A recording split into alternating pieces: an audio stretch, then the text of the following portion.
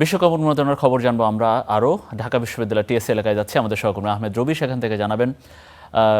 রবি, একটু কি জানাতে পারেন একটু সেখান থেকে? ভোর 4টায় যদিও খেলা, এখনই নিশ্চয়ই বিশ্ববিদ্যালয় এলাকায় উন্মাদনা শুরু হয়ে গেছে। কি দেখছেন আর কি চোখে পড়ছে আপনার?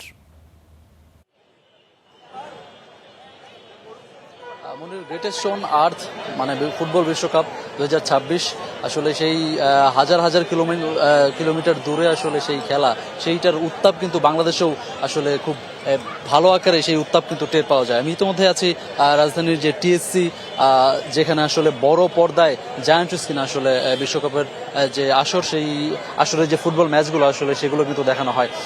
যদিও খেলা রাত ভোর 4টায়, ইতিমধ্যেই কিন্তু আসলে যেই যে সাপোর্টার আছেন আসলে আর্জেন্টাইন সাপোর্টার, তারা কিন্তু ইতিমধ্যেই আসতে শুরু করেছেন। বিশ্বকাপের নকআউট পর্বের যে মানে নকআউট পর্ব মানে কিন্তু বাড়তি একটা উত্তেজনা থাকে, বাড়তি একটা আবেগ থাকে। সেই আবেগ একসঙ্গে ভাগাভাগি করে নিতেই কিন্তু টিএসসিতে আসলে মানুষ জড়ো হয়, যেহেতু এখানে সরাসরি খেলা দেখার ভালো একটা ব্যবস্থা এবং যে সাপোর্টারগুলো আছে সবাই মিলে একসাথে উচ্ছ্বাস, যে উদ্দীপনা, সেটি কিন্তু আসলে প্রকাশ করা যায়। তাই বড় স্ক্রিনে, জায়ান্ট স্ক্রিনে আসলে এই কেপ ভার্দে এবং আর্জেন্টিনার যে মধ্যকার নকআউট পর্বের যে ম্যাচটি, সেটি কিন্তু দেখতে ইতিমধ্যেই আসতে শুরু করেছেন যে ভক্তরা আছে তারা।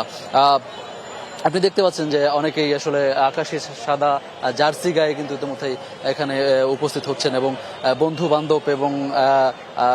বান্ধবের সাথে আসলে বিভিন্ন আড্ডায় মেতে উঠছেন। এবং আমি কয়েকজনের সাথে কথা বলেছি আসলে আসার সময়, যে তারা কিন্তু আসলে বলছেন যে আজ যেহেতু গুরুত্বপূর্ণ যেহেতু ম্যাচ, আসলে তারা অনেকটা আশাবাদী যে আসলে এই ম্যাচে তারা জয়ী হবে এবং পরবর্তী যে 16 লাস্ট যে 16 এই 16তে কিন্তু তারা যাবে এবং কেপ ভার্দেকে তারা আসলে পরাজয় করেই তাদের এই যে উচ্ছ্বাস উদ্দীপনা, সেটা কিন্তু আসলে তারা প্রকাশ করবেন।